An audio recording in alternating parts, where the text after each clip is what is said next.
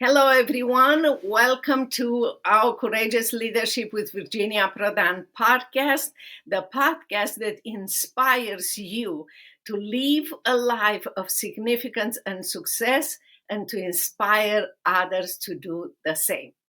My name is Virginia Prodan. I'm the host of Courageous Leadership with Virginia Prodan.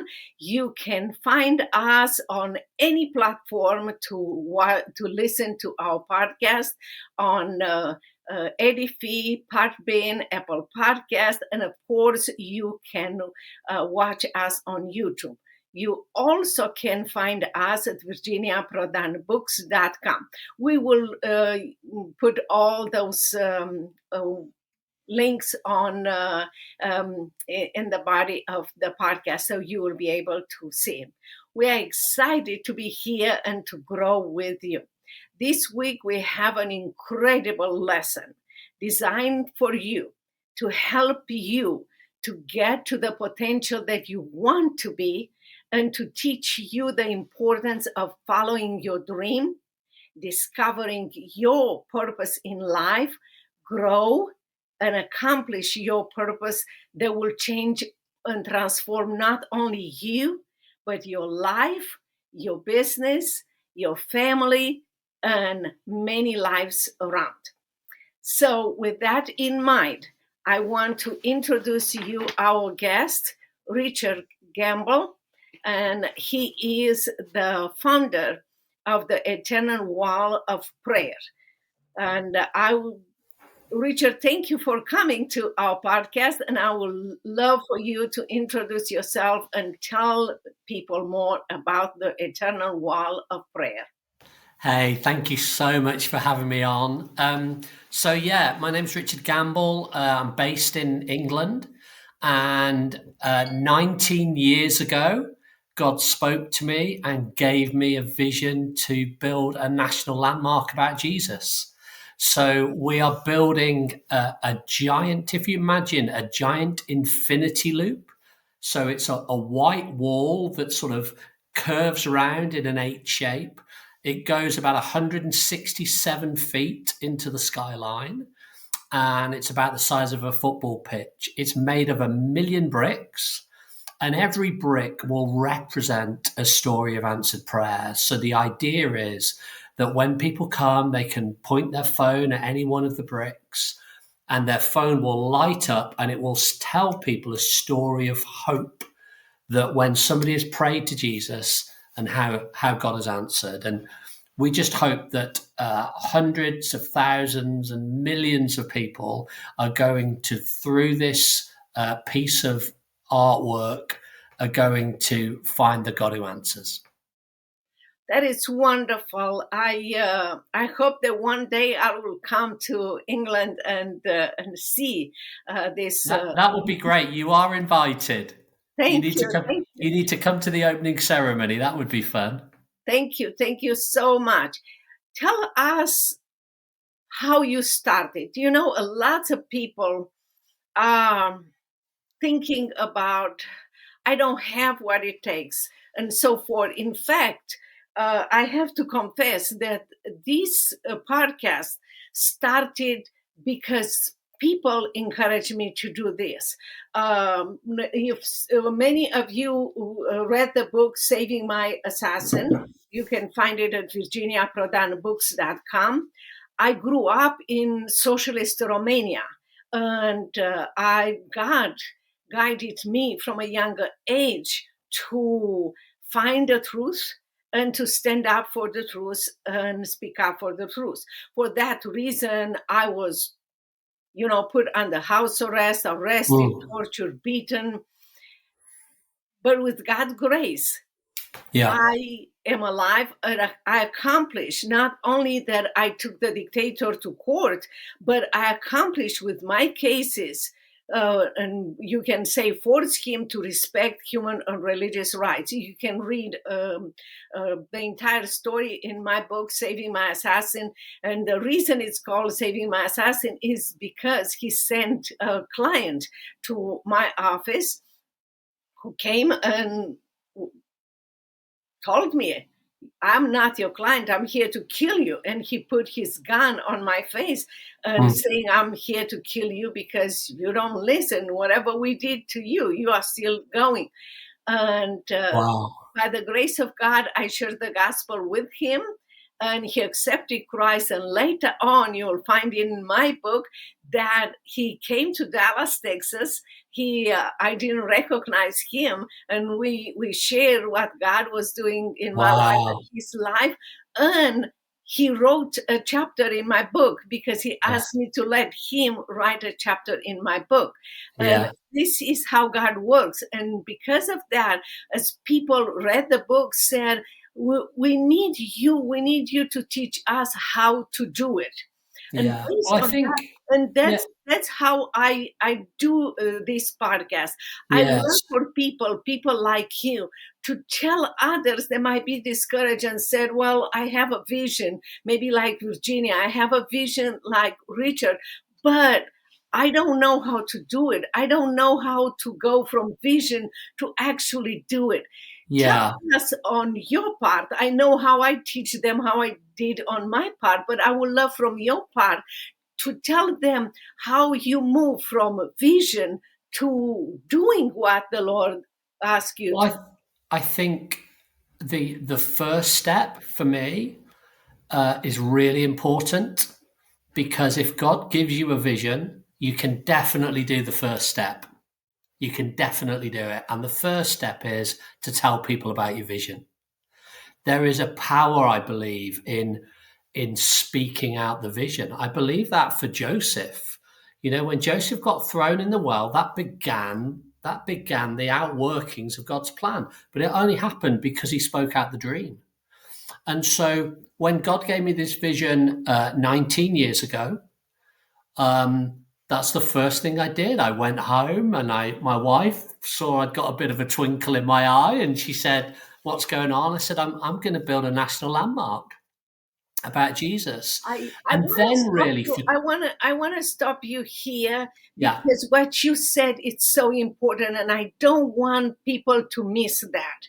You said that it was important for Joseph to share his vision. You know, what you said is totally different than many other people will say. It was not wise for Joseph to share. Look, he shared and he got in trouble. No, he got in trouble humanly, but not godly. God had this plan. So I want people to understand that don't believe that it's dangerous to share your vision, because God will help you. So continue with that, because I thought that was important. Yeah, thank you. So and then really for the next 10 years, and that's a long time, I just kept telling people my vision. I didn't know what to do. But I just kept, every time I met somebody, I'd tell them about this idea, and they would normally pull a face and think I was a bit crazy. But what I was doing really is the people that I was talking to were helping to shape the vision a little bit. And then 9 years ago, because I think so I was talking to people and I was praying. It's interesting to me when you look at Nehemiah, he spent more time praying about the wall than actually building it. Isn't that interesting? So basically 10 years sort of thinking about it, praying about it.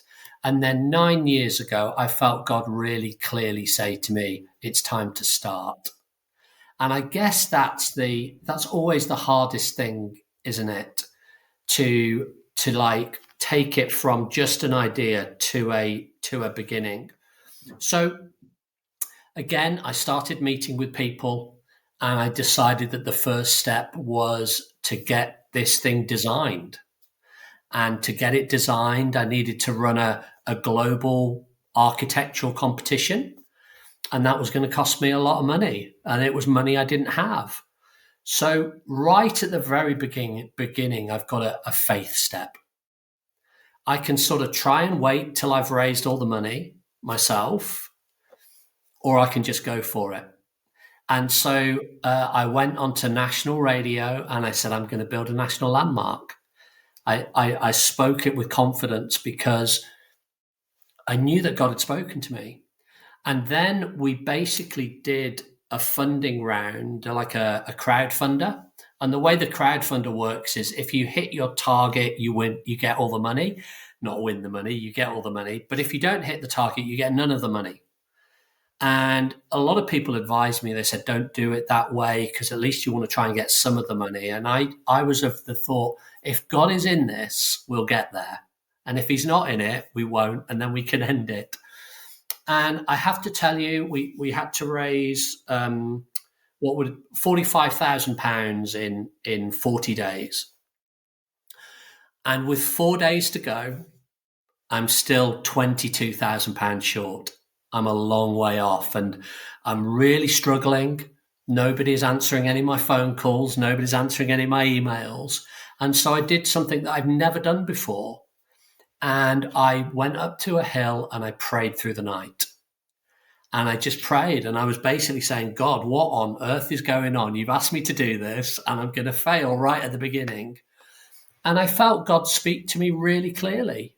And he gave me a word and he said to me, your job is to lead in peace. And so what I did then remember, I've only got 4 days left. For then the next 2 days, I'm praying and I'm wrestling with God to get that peace. And for me, what really God was teaching me was that this was not my project. This was his project. And so I needed to, at that point, be at peace. And actually, I've been, I have constant wrestles with him to remain in that peace. But at the end of the day, it's his project. And so I sort of submitted it to him and just sort of said, okay, it's up to you because I can't do any more. And do you know what? All the money came in one day. So that really was the beginnings then. And we've got sort of some momentum. I want to stop you here to tell you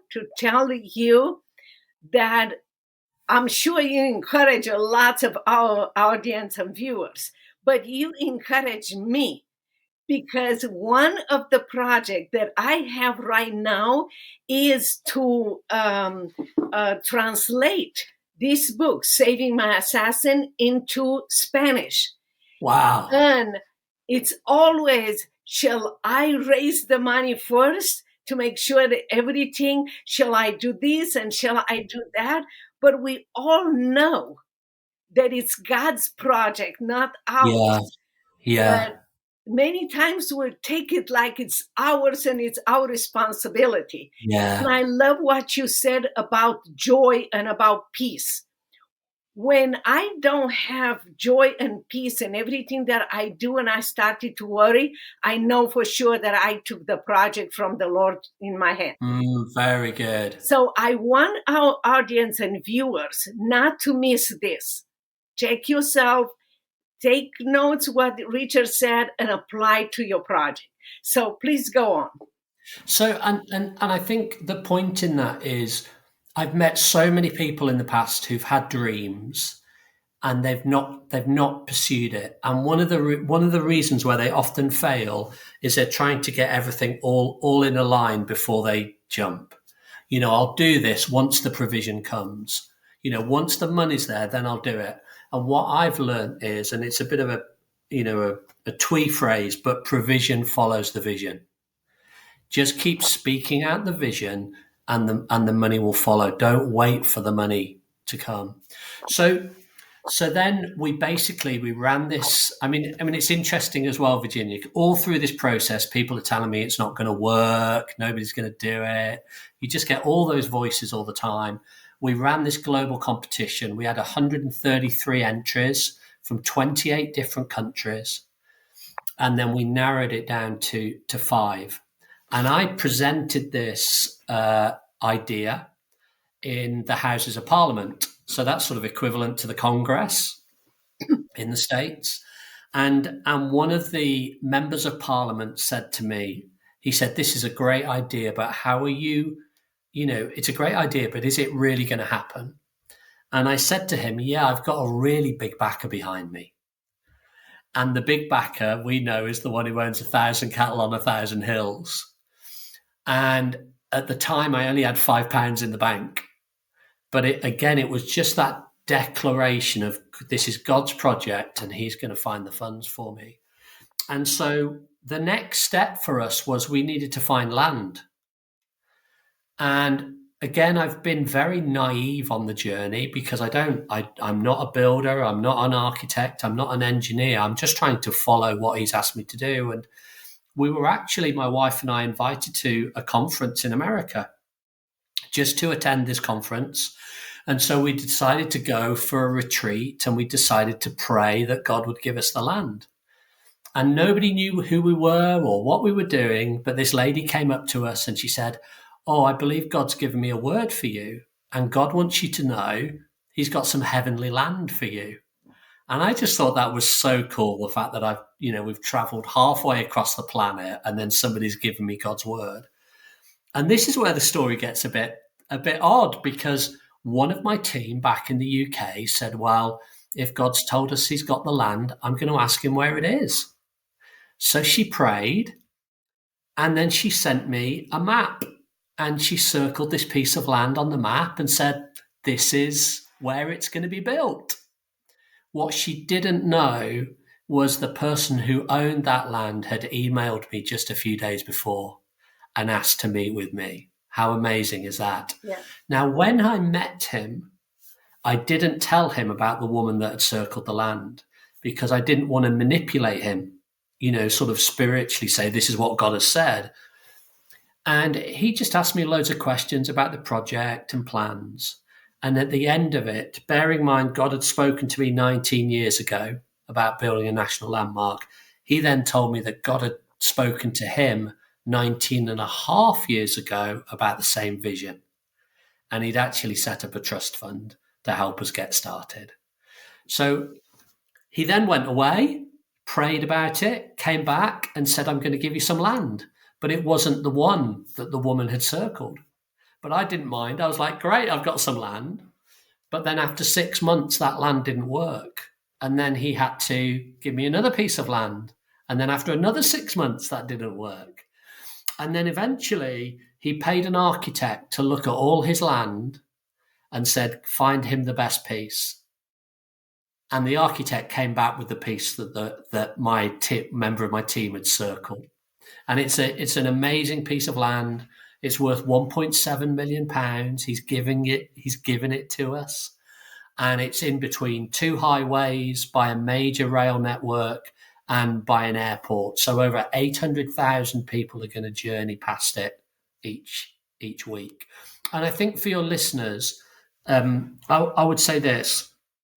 So even before God had spoken to me, God had already planned the person that was going to give me the land. And for me, it's a little bit like Isaac going up the mountain with Abraham. And he can't see where the provision's going to come from, and he's trying to work it out in his head. But all the time there's a goat coming up the other side of the mountain that he can't see. And I just think when you're following a dream, there's always times when God has got provision for you that you can't see, but it's just that faith journey where you have to trust. Yes, absolutely. I like that. I like that so much because sometimes we just see the mountain in front of us. Yes. It's amazing to see how God put together. Now you can see looking back, all these people and everything. But when you do it, and when you start it and you walk by faith, you're not able to see this. It's like what I call behind the scene things. In my book, for example, I explain that when I was in Romania and I was surrounded by the Berlin Wall and, we have no information in anything, I learned later on that my cases became part of United Nations reports on human rights violation and part of United Nations reports on human rights violation. Congressman and senator, television and radio were talking about this, but I didn't know anything because God wanted me to walk by faith. Don't be afraid. That the lesson is from your experience and mine. God has in plan everything. You have to see it. You have to walk it by faith, and look at the mountain in front of you and seeing, I know my God is faithful. Yes. Oh, and you know what we do now? So let me bring you up to speed. So this is where we're at now. So we have the land, we have the design, we have our zoning, our planning permission. That's all given. We've had a donation that's allowed us to build the road to get to the land. And we are literally starting to do some of the building on the land next week. And we still have more money to raise. We still have more answered prayers to collect, but it is just a faith journey. And this is what I do, and this is what I would encourage your listeners, your watchers to do also. Is when you're looking at the mountain, you can sometimes get overwhelmed and just think there's just too much. I can't do this. But what I do and what my team do, we've got into the habit of doing, is at those moments when we feel overwhelmed, we turn back and look what's behind us. And we remind each other of the things that God has done to get us here. There's a great scripture in Deuteronomy 4 verse 9, which says, don't forget what your eyes have seen. Don't let it fade from your heart or your memory, and make sure you pass it on to your children and your children's children. Well, that's effectively the whole vision of why we're doing what we're doing, because it's a way of passing on the stories, the deeds of the Lord to the generations that come. But we're doing it now. Before we've got it built, we are reminding ourselves, because what that does to me is that when I do that, it recalibrates my mind and it recalibrates my spirit. It repositions me, because there are times on this journey where experts will give me facts, and the facts will tell me why I can't do it. And I always say, I'm not going to let those experts override the truth, because the truth is God has given us this task to do, and there is nothing that it's beyond him. So what I do to recalibrate my mind is to remember all the amazing stories. And we've got so many amazing stories of God's blessing on this project. And that helps us keep going. So right now, as I sit with you, I've got a few mountains in front of me, but we are going to get this finished and we will open in 2026. Wow, that's wonderful. I love that. What you said, I think and I hope that our audience and our viewer will not miss. That, facts might tell you that you cannot do it. Faith will tell you God can do it through you. And it's so important. Many times in my speaking, I speak all over the world. I speak about I am a tool in God's hands. That's all I am. And God is using me for his glory to do the impossible. And by the way, I'm under 5 feet tall. So when people see me, they realize it's not about how tall you are, how big you are, who you know. Yes, who you know God, and it's enough. Yeah. Also, I want people to be encouraged that you and I are not doing on our own, and also we follow what David the king said. Many times David will be down, will be even depressed, and he will say, why, my soul, are you depressed? Remember, and he turned back, like you said, remember that God is faithful, what he has done. And that is the essence of keeping you going on. Don't listen to facts, because you are called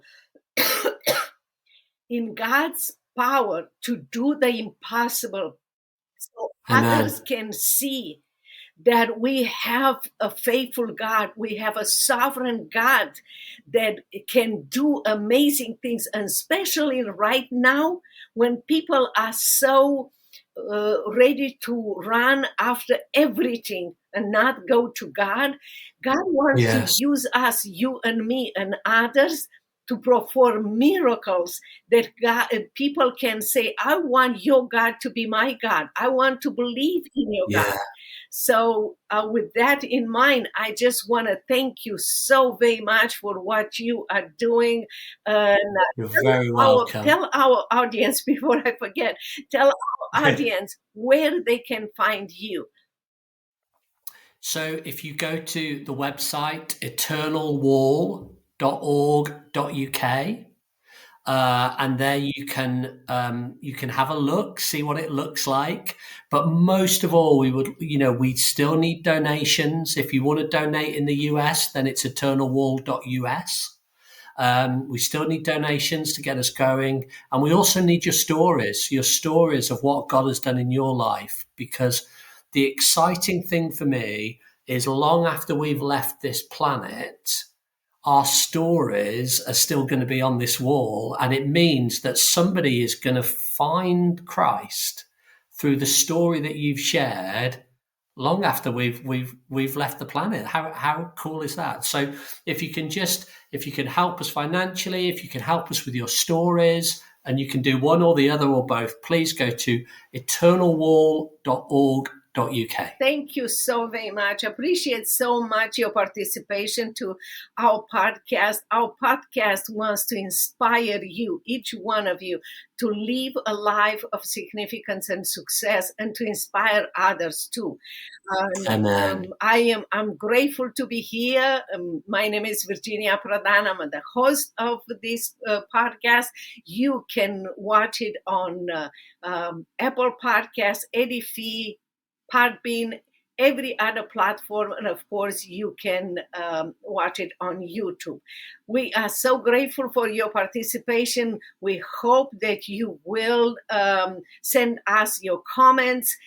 Click on the link below for everything that Richard asked you to do. Also, if you want to never to miss a podcast, subscribe to our podcast. We are so happy for your comments, because we want to grow with you, not only to help you grow, to inspire you to live a life of significance and success and inspire others, but also to help you grow and grow with you. Until next time, our podcast is every Wednesday and Saturday at 10 o'clock Central Time. I hope that you keep in touch with us and you will be blessed by this podcast in particular. Thank you so much, Richard, again, and God bless you. And we'll talk later.